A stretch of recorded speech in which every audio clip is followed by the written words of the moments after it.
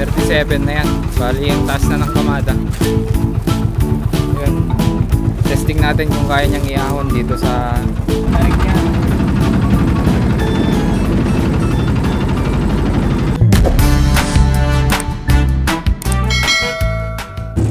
So for today's video, ite-testing natin kung gaano kalakas tong Toyota Raptor.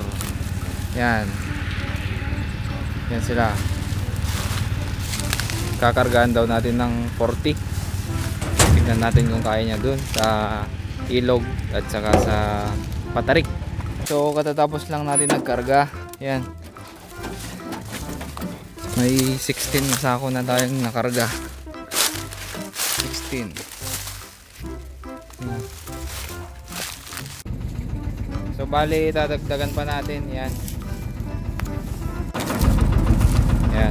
May ano ito? 2, 4, 6, 8, 9 siyam plus 16. Yan. Yan yung kakarga pa natin. Tapos meron pa dun at meron pa dun. Try natin lagyan ng 40 na sako.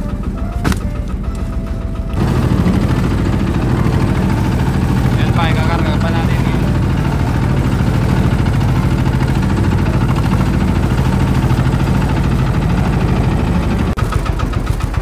So ayan guys, bali sasakay pa natin to 12 yan, 12 plus 25 bali 37.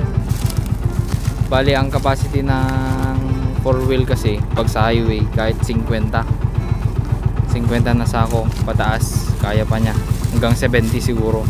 Pero pag dito nasa papasok dito sa bukid na, medyo control lang. Yan, try balin namin yung 40 kung kaya niya. Yan, testingin natin. 37 na yan. Bali yung taas na ng kamada. Yan.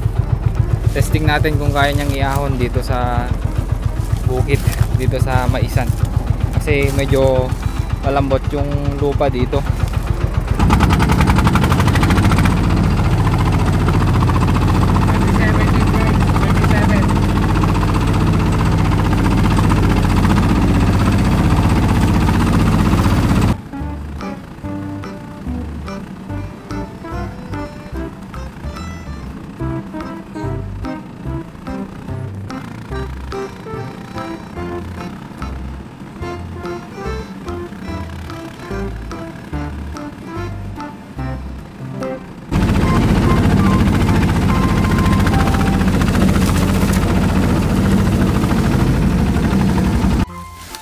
Ayan na guys, dadagdagan pa namin ng tatlo. 37 plus 3 bali 40 na sako na.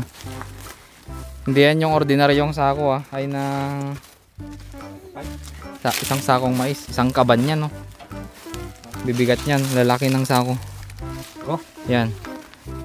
So testingin na natin. Let's go.